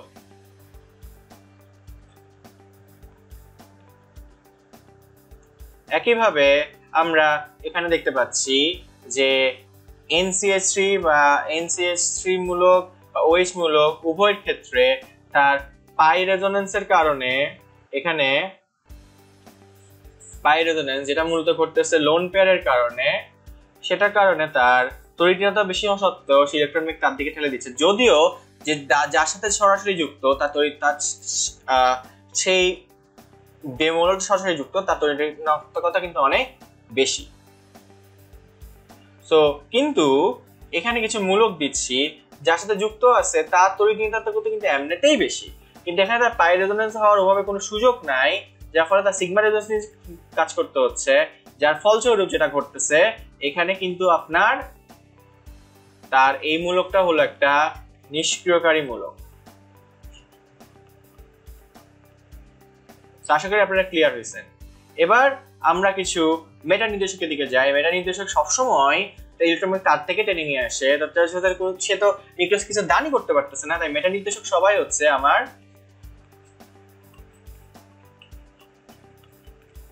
নিষ্ক্রিয়কারী মূলক। ক্লিয়ার? সো হোপফুলি বা আশা করি আমরা বুঝতে পারছি বিষয়টা। আর মেটা নির্দেশক চেনার উপায় আছে। মেটা নির্দেশক সবার মধ্যে মোটামুটি ভাবে একটা ডাবল বন্ড থাকবে। তো এভাবে আমরা অর্থোপেডা নির্দেশকের ব্যাপারটা আরেকটু ক্লিয়ার হয়ে গেল। এখন আমরা যে জিনিসটা দেখবো সেটা হচ্ছে পরীক্ষায় বিভিন্ন রেজোনেন্স আঁকতে দেয়, তো ওগুলো কিভাবে আঁকে কিভাবে না করে তার স্টেপ বাই স্টেপ গাইড দেখাবো, যাতে আপনারা পরীক্ষায় এটা আনসার করতে পারেন। পরীক্ষায় ভালো করে আসে এবং কয়েকটা জায়গায় অনেকে এটা ভুল করে। এখান থেকে প্রতি বছর সহজ প্রশ্ন হয়, তো সিম্পল প্রশ্নগুলো অনেকে ভুল করে ফেলে। কিন্তু একটা জিনিস বলি, আপনি এটা সহজ প্রশ্ন ভুল করলে আপনি 1000 জনের থেকে পিছিয়ে যান, আর যদি এটা কঠিন প্রশ্ন পারেন তাহলে আপনি 5 জন থেকে আগায় যান। সো ব্যাপারটা এখানে মাথায় রাখতে হবে যে আপনি সহজ প্রশ্নগুলোর মধ্যে কখনো ভুল করতে পারবেন না। তো আমরা শুরু করি CH3 মূলক রেজোনেন্স নিয়ে এসে অর্থোপেডা নির্দেশক। তো CH3 মূলকে এখান থেকে ইলেকট্রনটা এখানে আসে, রাইট? তো এখান থেকে এখানে ইলেকট্রনটা আসছে, তাহলে অবভিয়াসলি এখানে একটা ডাবল বন্ড সৃষ্টি হবে এবং এই ইলেকট্রনটা এখানে এই পাই ইলেকট্রনটা পাশে চলে যায়, তাহলে ডাবল বন্ডটা কি হবে? হ্যাঁ, আপনারা বুঝতে পারছেন, ডাবল বন্ড এখানে সৃষ্টি হয়ে গেল আর পাই ইলেকট্রনটা খালি হয়ে গেল, রাইট? আর ওখানে যেহেতু ইলেকট্রনটা এখানে চলে আসছে, এখানে একটা এক্সেস ইলেকট্রন হয়ে গেল। এবার এই এক্সেস ইলেকট্রনটা পাশের খালি জায়গায় আসছে এবং এই পাই ইলেকট্রনটা এখানে চলে আসলো। তো আলটিমেটলি যেটা হবে সেটা হচ্ছে এই জায়গার ইলেকট্রন যে বাড়তি ছিল এটা কমে ওটা চলে গেল, এখানে পাই ইলেকট্রন তৈরি হয়ে গেল, এখানে মাঝেরটাতে ইলেকট্রন আসলো, তার মানে এখানে ইলেকট্রন বাড়তি হলো। এবার এই বাড়তি ইলেকট্রনটা আবার পাই বরাবর গেল এবং এই পাই ইলেকট্রন এবার কোণা বরাবর গেল এবং একইভাবে এবার কোণার ইলেকট্রন আবার মাঝে। তো আমরা এভাবে মনে রাখতাম সবসময় যে মাঝের ইলেকট্রন কোণায়, কোণার ইলেকট্রন মাঝে, মাঝের ইলেকট্রন কোণায়, কোণার ইলেকট্রন মাঝে, মাঝের ইলেকট্রন কোণায় গেল, তারপর আবার কোণার ইলেকট্রন মাঝে, মাঝে ইলেকট্রন কোণায়, মাঝের কোণার ইলেকট্রন মাঝে, মাঝে ইলেকট্রন কোণায়, আবার একইভাবে কোণার ইলেকট্রন মাঝে, এবং আলটিমেটলি যে ডাবল বন্ডটা ছিল ওটা আবার আগের অবস্থায় ফিরে গিয়ে এইটা আবার পূরণ হয়ে গেছে। যার ফলে আমি বলতে পারি আমার ইলেকট্রন বাড়তি হয়েছে এই পজিশনে, এই পজিশনে, এই পজিশনে। তো এই পজিশনে কারা অ্যাটাক করতে পারে? হ্যাঁ, এটাকে বলা যায় ফেভারেবল স্পট। কিসের জন্য? কে অ্যাটাক করতে চাইবে, কে তাদেরকে অ্যাটাক করতে চাইবে? For favour spot for electrophile. ইলেকট্রোফাইলরা এবার এই জায়গায় এসে অ্যাটাক করতে খুবই স্বাচ্ছন্দ্য বোধ। সো আশা করি আপনারা বুঝতে পারছেন। তো এবার আমরা মেটা নির্দেশকের দিকে যাব। মেটা নির্দেশক একটা এক্সাম্পল দিব যে নাইট্রোমূলক মেটা নির্দেশক। আমি আবার বলতে ডাবল বন্ড থাকলে নরমালি মেটা নির্দেশক হয়। নরমালি আপনাদের এই যে সিলেবাস পর্যন্ত সবগুলোই ডাবল বন্ড থাকলে মেটা নির্দেশক হয়, ওইটা আপনি বাই ডিফল্ট মনে রাখতে পারবেন। তো এইখানে যে জিনিসটা মাথায় রাখতে হবে সেটা হচ্ছে, দেখেন এইখানে আপনার নাইট্রোজেন আছে, এখান থেকে মাঝে ইলেকট্রন কোণায় গেছে এবং এখানে যেটা ঘটবে মাঝে ইলেকট্রন কোণায় যাওয়ার ফলে এখানে একটা ডাবল বন্ড সৃষ্টি হয়েছে। তো এখানে কি হয়েছে? ইলেকট্রনের ঘাটতি হয়েছে। ঘাটতি হওয়ার ফলে যেটা কি হয়েছে, ইলেকট্রনের ঘাটতি হওয়ার ফলে এই মাঝে ইলেকট্রন কোণায় গেছে এবং আলটিমেটলি আবার এই জায়গাটাতে কি হলো, এটা পজিটিভিটি সৃষ্টি হলো, রাইট? কিন্তু এবার মাঝে ইলেকট্রন কোণায় যায় না, মাঝে ইলেকট্রন এবার মাঝে গেছে এবং আলটিমেটলি এখানে ডাবল বন্ড আর এখানে পজিটিভ চার্জ সৃষ্টি করলো, রাইট? একইভাবে আবার এখানে আসলো ইলেকট্রন এবং এভাবে তৈরি হলো। এখানে একটা খুব গুরুত্বপূর্ণ বিষয়, আমরা এর আগে অর্থপ্যারায় বলতাম যে এটা একটু মনে রাখবেন, মাঝের ইলেকট্রন কোণায় যায়, কিন্তু এখানে কি হবে, মেটার ক্ষেত্রে হচ্ছে মাঝের ইলেকট্রন মাঝে যাবে। কই যাবে? মাঝে ইলেকট্রন কোণায় যায় কোথায়? আপনার অর্থপ্যারার ক্ষেত্রে, আর মেটার ক্ষেত্রে মাঝে ইলেকট্রন মাঝে। তো এইভাবেই আপনার স্ট্রাকচারটা তৈরি হয়, কিন্তু এখানে কোথাও ইলেকট্রনের আধিক্য নাই। কিন্তু মাথায় রাখতে হবে এই পজিশন আর এই পজিশন মানে দুইটা অর্থ আর প্যারা পজিশনে ইলেকট্রনের ঘাটতি আছে।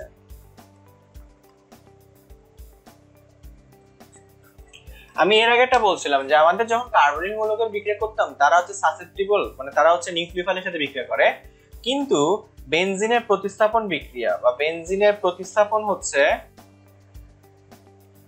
বেনজিন প্রতিস্থাপন বিক্রিয়া বেশিরভাগ কি হয়, আমাদের সিলেবাসে সবগুলো হচ্ছে ইলেকট্রোফিলিক অ্যাটাক। কিসের অ্যাটাক?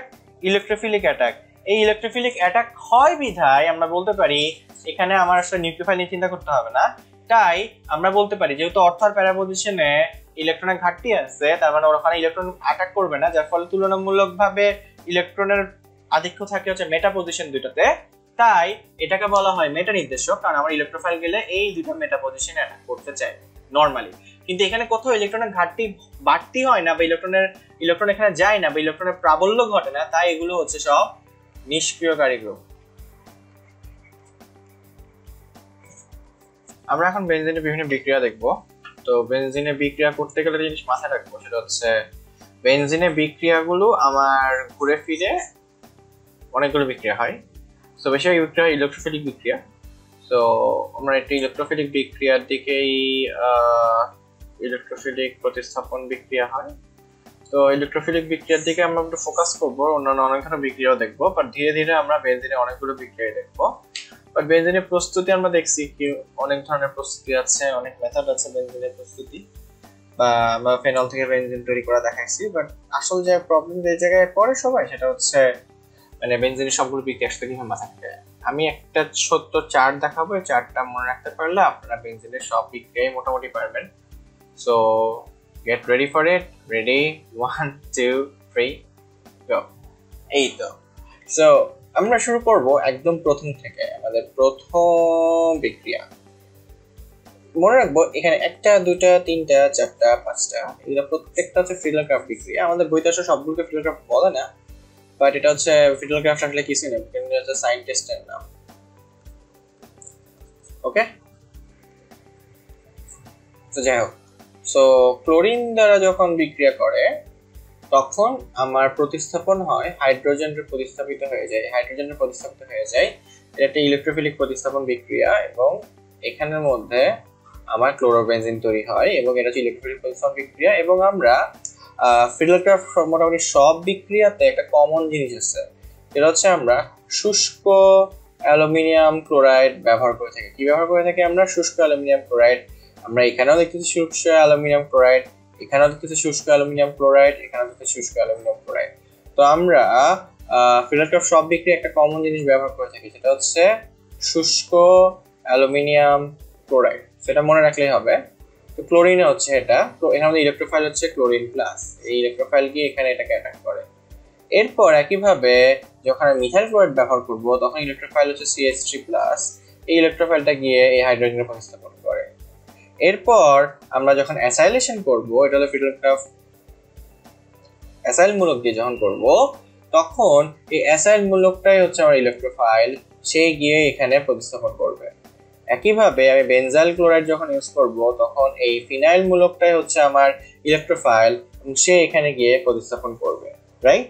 সো এখন এই যে চারটা বিক্রিয়া, যে আমার বেনজিনের সাথে ক্লোরিন, ক্লোরোবেনজিন, রাইট, হাইড্রোজেন প্রতিস্থাপিত হলো, বেনজিনের সাথে আমার ইলেকট্রোফাইল, আমি আসলে ইলেকট্রোফাইলটা দিয়ে দেখাচ্ছি, CH3+ হচ্ছে ইলেকট্রোফাইল, ক্লোরিন প্লাস হচ্ছে ইলেকট্রোফাইল, তারপর CH3CO+ হচ্ছে ইলেকট্রোফাইল, মানে CH3CO+ বলতে আমি অ্যাসাইল মূলক ধরে বলতেছি।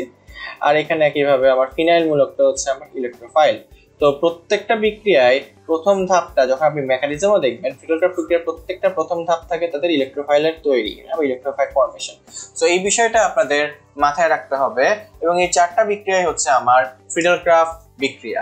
তো এই বিক্রিয়াগুলো আপনাদের পরীক্ষার জন্য অনেক অনেক বেশি গুরুত্বপূর্ণ, রাইট? এটা বেনজো অ্যাসাইলও হতে পারে, সো না স্যার, এখানের মধ্যে আমার বেনজোফেনলও হতে পারে, বিক্রিয়ার মাধ্যমে বেনজোফেনলও তৈরি হতে পারে। সো এই জিনিসটা মাথায় রাখতে হবে যে আমাদের বিক্রিয়াটা অনেকভাবে হতে পারে, বাট আপনি শুষ্ক অ্যালুমিনিয়াম ক্লোরাইড দেখলেই এবং ইলেকট্রোফিলিক প্রতিস্থাপন দেখলেই আপনি চোখ বন্ধ করে বলে দিতে পারবেন এটা হলো একটা ফিডেলক্রাফট বিক্রিয়া, রাইট? তার বিজ্ঞানী ফিডেলক্রাফট শুষ্ক অ্যালুমিনিয়াম ক্লোরাইডে ইলেকট্রোফিলিক প্রতিস্থাপন অবজার্ভ করছিলেন, তাই তার এই সবগুলো বিক্রিয়া হচ্ছে ফিডেলক্রাফট বিক্রিয়া। এরপর আমরা আসি কাপলিং বিক্রিয়ায়। কাপলিং বিক্রিয়ায় কি ঘটে, আমার এই বিক্রিয়াটাকে একটু করে দেখাচ্ছি। এটা আমার হাইড্রোজেনটাকে এখানে রাখে, এখানে আসলে কাপলিং এর বিক্রিয়াতে ওটার কোনো প্রভাব নেই। আমি বারবার বলছি কাপলিং বিক্রিয়া আসলে কাহিনী করে কে? Nitrogen, right? তো নাইট্রোজেনটা দিয়ে আসলে বন্ধনটা ঘটে, বাকি ক্লোরিন আর H মিলে HCl তৈরি করে। তো কাপলিং বিক্রিয়া সবসময় HCl বের হয়েছে, সেটা ডাইজেল প্রোডাকশন করে। সো এই বিষয়টা আমাদের মাথায় রাখতে হবে। এখানেও যদিও শুষ্ক অ্যালুমিনিয়াম ক্লোরাইড ব্যবহার করতেছি, যেহেতু এখানে কাপলিং বা একটা কালার্ড কম্পাউন্ড ফর্ম হবে, এই কালার্ড কম্পাউন্ড ফর্ম হবে বলে এটাকে আমি কিন্তু ফিডেলক্রাফট বিক্রিয়া না, তো এটা কিন্তু নট ফিডেলক্রাফট রিঅ্যাকশন, রাইট? সো এই বিক্রিয়াটা কিন্তু আমার ফিডেলক্রাফট বিক্রিয়া না। এখানে আমার নাইট্রেশন করার জন্য আমি নাইট্রেট তৈরি করতেছি, তার মানে এখানে যে বেনজিনের সাথে বিক্রিয়া করাচ্ছি সে বেনজিনের মধ্যে ইলেকট্রোফাইলকে নাইট্রেট, এবং এটা হচ্ছে আমার ইলেকট্রোফাইল, এবং এই নাইট্রেটটা গিয়ে আমার প্রতিস্থাপন করতেছে, তাই এটা হলো একটা ইলেকট্রোফিলিক প্রতিস্থাপন, বাট এটাকে বলবো নাইট্রেশন। একইভাবে যখন আমার এটাকে সালফোনেশন ঘটতেছে বা সালফোনেট মূলক গিয়ে সেটাকে প্রতিস্থাপন করতেছে, তাকে আমি বলবো ইলেকট্রোফিলিক প্রতিস্থাপনের মাধ্যমে তৈরি সালফোনেশন বিক্রিয়া। তো এটাই হচ্ছে আমার মূলত আমার বেনজিনের যতগুলো বিক্রিয়া আছে আমাদের সিলেবাসে সবগুলো বিক্রিয়া একটা চার্টে দেওয়া ট্রাই করছি। আপনারা এখন এটা পজ করে পুরোটা কপি করে নিতে পারেন, আমি সবগুলো লেখা মুছে দিচ্ছি। সো এটাই হচ্ছে আমার বেনজিনের যতগুলো বিক্রিয়া আছে এই বইয়ের পুরোটা সামারি, এবং এটা দিয়ে আমাদের মোটামুটি 15% রিয়াকশন কভার হয়ে যায় জৈব যৌগে। আমরা এখন একই ধরনের বিক্রিয়া টলুইনের ক্ষেত্রে দেখবো, টলুইনের ক্ষেত্রে কেমন বিক্রিয়া হয়। কিন্তু কথা হচ্ছে টলুইনের একটা বিষয় আছে যে মিথাইল মূলক হচ্ছে অর্থ প্যারা নির্দেশক, রাইট? অর্থ প্যারা নির্দেশক, তো এখানে ডিফারেন্ট হবে। তো ক্লোরিনেশন হলে সেটা অর্থ গ্রুপেও হতে পারে, প্যারা গ্রুপেও হতে পারে। সো এটা হচ্ছে বিষয়। সো একইভাবে এই চারটা কি, আচ্ছা এতটুকু পর্যন্ত এখানে অ্যালুমিনিয়াম ক্লোরাইড যদি অ্যাড করি, এখানে দেওয়া নাই, বা এখানে যতগুলো বিক্রিয়া আছে এগুলো সব ফ্রিডল গ্রাফ বিক্রিয়া, এসকে বিক্রিয়া বললাম। সো এখানের মধ্যে ইলেকট্রোফাইল তৈরি হবে, ইলেকট্রোফাইল গিয়ে প্রতিস্থাপিত হবে। এটা ইলেকট্রোফাইল, আবার এভাবেও হতে পারে।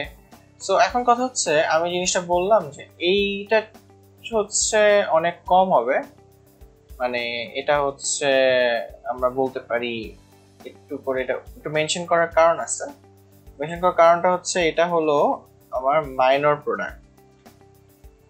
মাইনর প্রোডাক্ট বলতে কি বোঝাচ্ছে? মাইনর প্রোডাক্ট বলতে বোঝাচ্ছে এটা কম তৈরি হবে, রাইট? তো কম তৈরি হবে, তাও আমরা বলতে যাচ্ছি যে যেহেতু এটা তাও তৈরি হয়, তাই আমি দুইটা বিক্রিয়াকে আলাদা করে দেখাচ্ছি। কারণ মূলত তৈরি হবে অর্থ আর প্যারা, কিন্তু এটা হচ্ছে তার মাইনর প্রোডাক্ট, যেটা আমার অতটা তৈরি হবে না। আবার CH3COCl দিয়ে করলে যদি অ্যাসাইলেশন ঘটে তাহলে এটাও আবার অর্থ আর প্যারা পজিশনে ঘটবে।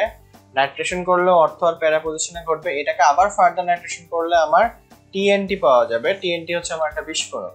তো আমি যদি বলি যে বেনজিন থেকে কিভাবে TNT বানানো যায়, সোজা বাংলায় বেনজিনকে ফ্রিডল ক্রাফ অ্যালকাইলেশন, আমি যদি একটু এখানে ভেঙে লিখে নিচে, বেনজিনকে আমি যদি ফ্রিডল ক্রাফ অ্যালকাইলেশন করি, তার থেকে আমি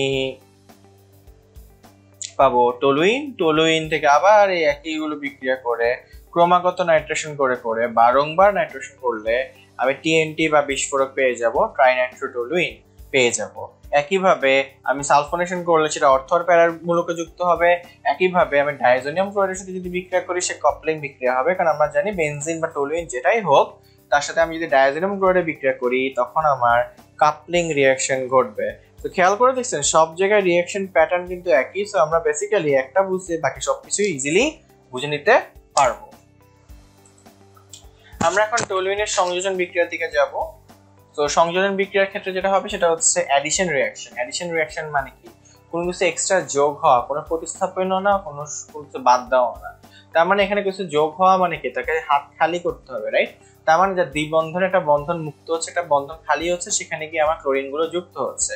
তাই তার মধ্যকার কোনো দ্বিবন্ধন উপস্থিত থাকছে না। কিন্তু এই বিক্রিয়াটা একমাত্র প্রখর সূর্যালোক বা ইউভি লাইটের সংস্পর্শে ঘটে। একইভাবে আমি হাইড্রোজেন যদি যুক্ত করি তার দ্বিবন্ধন গুলো ভেঙে এখানে এটা তার অ্যারোমেটিসিটি নষ্ট হয়ে যায়।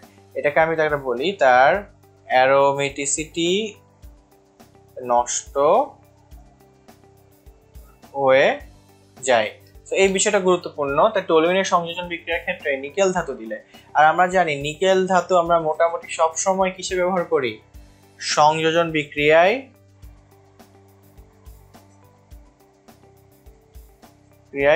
ব্যবহার করে থাকি। সো এই বিষয়টা আমাদের মাথায় রাখতে হবে।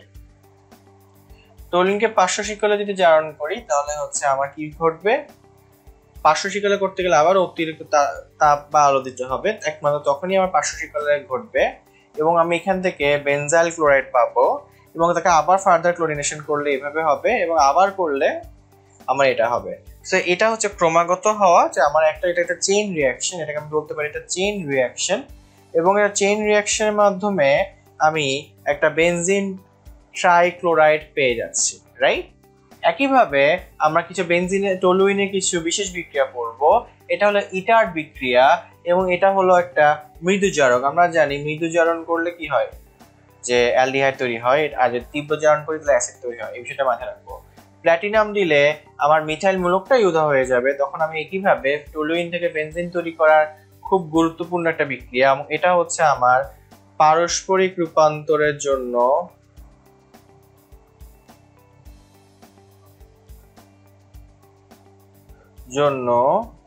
অত্যন্ত গুরুত্বপূর্ণ। কিসের জন্য গুরুত্বপূর্ণ? পারস্পরিক রূপান্তরের জন্য অত্যন্ত গুরুত্বপূর্ণ। একইভাবে আমি এটাকে জারণ করলে যদি তীব্র জারক ব্যবহার করি, তখন সেটা অ্যাসিড পূর্ণ হয় এবং এটা টলুইনের পার্শ্ব শিকলে জারণ। টলুইনে যদি আমি ইটার বিভাগ ব্যবহার করি তাহলে আমি পাবো বেনজালডিহাইড, আর যদি আমি টলুইনকে শক্তিশালী জারক দিয়ে জারণ করি তখন সেটা তৈরি করবে আমার বেনজোইক অ্যাসিড। এই বিষয়টা মনে রাখা অনেক বেশি গুরুত্বপূর্ণ বিধায় তাই আমি সবগুলো পার্শ্ব শিকলের বিক্রিয়া একসাথে দিছি যাতে আপনাদের সবার এটা ইজিলি মনে থাকে। এখন আমরা বইটা 5টা প্রশ্ন সলভ করব একসাথে বিক্রিয়ার। আপনারা সবাই রেডি রেখে থেকে সলভ করার চেষ্টা করেন, পজ দিয়ে চেষ্টা করেন, আমি আপনাকে সাহায্য করতেছি। ওকে, সো আপনাদের প্রথম বিক্রিয়া 3টা আমি এখানে দেখানোর চেষ্টা করতেছি। এ নাম্বার বিক্রিয়া সলিউশন কি হবে? সো আমরা সহজে বুঝতে পারতেছি এখানে কি ঘটবে। সালফিউরিক অ্যাসিড দিয়ে এটা আসলে কি করা হয়েছে, এখানে আসলে আমার সালফোনেশন বা কিছু ঘটবে না, এটা হচ্ছে আমার ক্যাটালিস্ট। এবং এখানে যেটা ঘটবে আমার এই ইলেকট্রনটা গিয়ে এখানে গিয়ে যুক্ত হবে, বন্ধনটা হবে এটা বরাবর। এবং ওখানে যেটা ঘটবে এই বিক্রিয়াটা তো আপনাদের এইচএসসি সিলেবাসের বাইরের বিক্রিয়া যদিও, তাই একটু ডিটেইলস দেখানোর চেষ্টা করতেছি। সেটা হচ্ছে আমার যেটা ঘটবে সেটা হচ্ছে ওই বন্ধনটা ওখানে গিয়ে যুক্ত হবে এবং ওখানে গিয়ে আমার এই কম্পাউন্ডটা তৈরি হবে।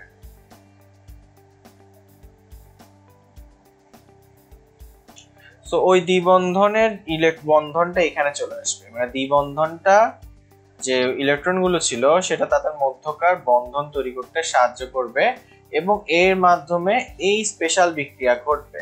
মোটামুটি বলে রাখি এটা আমাদের আউট অফ সিলেবাস একটা রিঅ্যাকশন, এটা সব বইতে নাই, এটা হচ্ছে আমাদের আমরা যেটা ইউনিভার্সিটি লেভেলে একদম অনার্স লেভেলে পড়ছি এই বিক্রিয়াটা। তো অনেক সময় অনেকগুলো বিক্রিয়া দিয়ে দেয় আপনাদের কনফিউজ করে দেওয়ার জন্য, যে সবসময় সব ভর্তি পরীক্ষা সব আনসার করবে তাও না। তাও এই বিক্রিয়াটা মাথায় রাখতে পারেন যে অনেক সময় দেখবেন যেগুলো দ্বিবন্ধন থাকলে সেটা মাঝখানে ব্রিজ আকারের মতো গঠন করে বিক্রিয়াটা গঠন করতে সাহায্য করে থাকে। এবার আসে সেকেন্ড বিক্রিয়াটা। সেকেন্ড বিক্রিয়াটা কি হবে? অবভিয়াসলি এরা সবাই মোটামুটি অর্থ প্যারা নির্দেশক, তো এখানে অর্থ পজিশনে তার যুক্ত হতে পারে, কিন্তু সমস্যাটা হচ্ছে এখানে কিছু জিনিস ঝামেলা আছে। ঝামেলাটা হচ্ছে কোথায় গিয়ে মূলত যুক্ত হবে। হ্যাঁ, কোথায় গিয়ে মূলত যুক্ত হবে এটা খুব বড় একটা কনফিউশনের জায়গা, যে আসলে কোথায় গিয়ে যুক্ত হবে। সেটা আসলে দুইটা পসিবল আউটকাম আছে। পসিবল আউটকামটা কি? পসিবল আউটকামটা হচ্ছে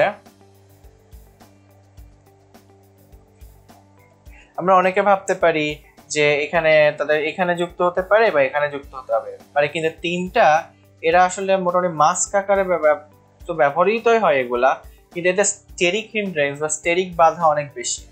স্টেরিক হিন্ড্রেন্স এতটাই বেশি এবং তারা তখন কি করে শেষ পর্যন্ত তারা পার্শ্ব শিকলে জারণ করে এবং এখান থেকে তৈরি করবে সে CO CH2 Cl তৈরি করবে এবং বাকি তিনটা আমার অপরিবর্তিত থাকবে। এটা একমাত্র পসিবল হচ্ছে তিনটা মূলক থাকায় এখানে তার স্টেরিক হিন্ড্রেন্স বা স্থানিক বাধাটা অনেক বেশি হয়ে যায় বিধায় তার বিক্রিয়াটা এভাবে ঘটে। এবার আসি আমি 3 নম্বর পয়েন্টে, সেটা হচ্ছে এখানে কি যুক্ত হবে, কোথায় যুক্ত হবে, সেটা খুবই ইম্পর্টেন্ট। ব্রোমিনেশন বিক্রিয়া। ব্রোমিনেশন বিক্রিয়ায় কি হবে? ডাবল বন্ড ভাঙবে। এটা আসলে ট্রান্স দিয়ে আসলে হুদাই কনফিউজ করার ট্রাই করছে, আসলে ওখানে আমারই কিছু ঘটবে না। সো CH থাকবে, তার একটা বন্ধন থাকবে, ওইখানে বন্ধন একটা ব্রোমিন যুক্ত হবে এবং এখানে একটা বন্ধন ভাঙবে, ওই বন্ধনে আরেকটা ব্রোমিন যুক্ত হবে, রাইট? তো এটা হচ্ছে C। সো সোজা বাংলা আমি যদি এটা পরিষ্কার করে লিখি, আমি এটাকে মুছে লিখতেছি, মুছে লিখি আমি, মুছে লিখলে আপনারা বুঝতে পারবেন এখানে কি ঘটে। এখানে মানে আপনাদের কনফিউজ করে দেওয়া ট্রাই করে সব সময়, যে কনফিউজ করে দেওয়ার ট্রাই করে, তো কনফিউজ করে দেওয়ার ট্রাই করে বিধায় আমি এটা দেখানোর চেষ্টা করতেছি। এটা হচ্ছে আমার এখানে যেটা করে সেটা হচ্ছে আমার বন্ধন একটা বন্ধন ভাঙে CH3 তো থাকেই, H তো থাকেই, আর এখানে একটা বন্ধন থাকে, আবার H থাকে, CH3 থাকে, এখানে একটা বন্ধন থাকে, সেই বন্ধনে আমার এখানে ব্রোমিন গিয়ে যুক্ত হয়। এই বিক্রিয়াটা হলো একটা ব্রোমিনেশন রিঅ্যাকশন। কি রিঅ্যাকশন? Bromination reaction. আসলে দেখতে মনে হয় অনেক কঠিন জিনিস, কিন্তু এটা আসলে অনেক সহজ। এরপর আমরা এই বিক্রিয়াগুলো দেখার চেষ্টা করব। 4 নম্বর 5 নম্বর বিক্রিয়া আমরা বোঝার চেষ্টা করব আসলে কি ঘটে। সো আপনারা রেডি হলে আমরা দেখি। সো বেসিক্যালি জিনিসটা কিছুই না, এখানে আমরা যদি ডি নাম্বারটাকে একটু ভাঙলে কি ঘটে?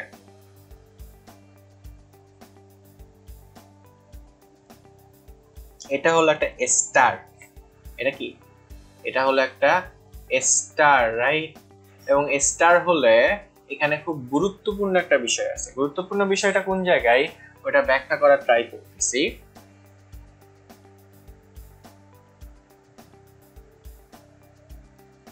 এইখানে এই জায়গাটা আমি যদি আর একটু চিন্তা করি, তাহলে হচ্ছে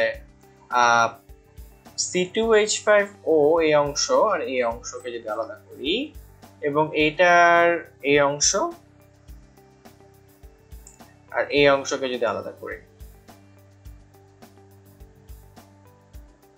CH3 অংশ আর OH অংশকে যদি আলাদা করি, এটা হচ্ছে আমার পজিটিভ অংশ, এটা আমার নেগেটিভ অংশ। আর এইখানে এই অংশটার মধ্যে যদি ভাগ করি তাহলে এই অংশটা হচ্ছে নেগেটিভ অংশ, এই অংশটা হচ্ছে নরমাল পজিটিভ অংশ। তাহলে কি ঘটবে? তাহলে হচ্ছে আমার এখানে COCH3 তৈরি হবে এবং C2H5OH তৈরি হবে, রাইট? সো এখানে অনেকে কনফিউশন থাকে যে প্লাস মাইনাসটা বললাম এটা কিসের ভিত্তিতে করা হয়েছে, কিন্তু আসলে এখানে যেটা করছে সেটা হচ্ছে একটা রিভার্সিবল রিঅ্যাকশন টাইপের জিনিস। মানে আমাদের যখন কোনো এস্টার দেওয়া হয় তার কোন অংশটা অ্যালকোহল পার্ট থেকে আসছে আর কোন অংশটা অ্যাসিড অংশ থেকে আসছে এটা বোঝা অনেক গুরুত্বপূর্ণ। আসলে COOর পরের যে অংশটা থাকে, COO মানে যে পরের অংশ যেটা থাকে, এই অংশটা হচ্ছে আমার অ্যালকোহল থেকে আসে এবং বাকি অংশটা আসছে আমার অ্যাসিড থেকে। সো অ্যালকোহল অংশটা আবার আগের অবস্থায় চলে যায় এবং যা ঘটে সেটা হচ্ছে আমার বাকি জায়গাতে থেকে আমার রিঅ্যাকশনটা ঘটে যায়।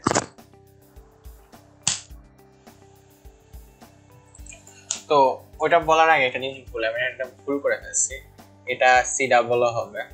সো ইটস অ্যাকচুয়ালি ঠিক আছে, এই পার্টটা এখান থেকে হবে। যাও আসল পার্টটা বলি, প্লাস মাইনাস ঠিকই আছে, মানে দেখা থেকে একটু স্লিপ অফ পেন হয়ে গেল, বাট মোট বিষয় মূল বেসিক জায়গাটা একটা ক্লিয়ার করে ফেলি। ক্লিয়ারের জায়গাটা কোন জায়গায়, যে এখানে আমরা জানি যে জৈব অ্যাসিড, আমরা পরে একটা লেকচারে দেখাবো যে জৈব অ্যাসিডের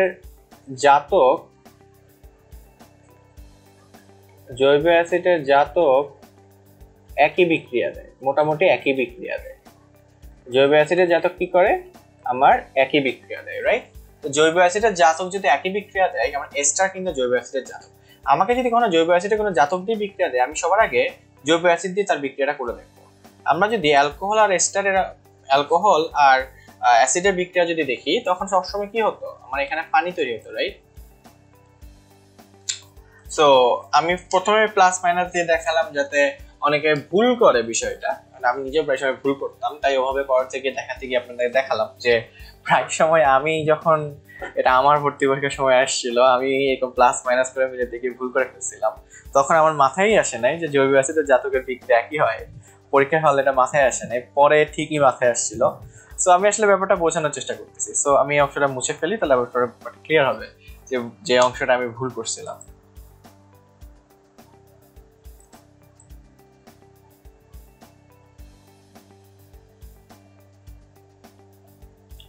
মুছে ফেলি।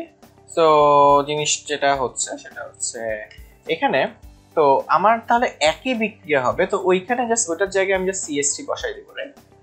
সো তাহলে H এর জায়গায় CH3 হলে CH3, ওখানে H আর OH এর জায়গায় CH3OH হবে, রাইট? একইভাবে আমার বিক্রিয়াটা যদি জৈব অ্যাসিডের যাতে একই বিক্রিয়া দেয়, তাহলে আমরা বলতে পারি তাহলে এখানে বিক্রিয়াটা হবে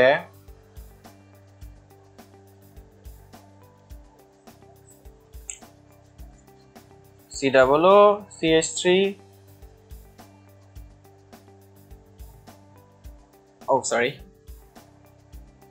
CH3 তো প্রতিস্থাপিত হয়েছে, আমি আবার ভুল করছি, C2H5OH।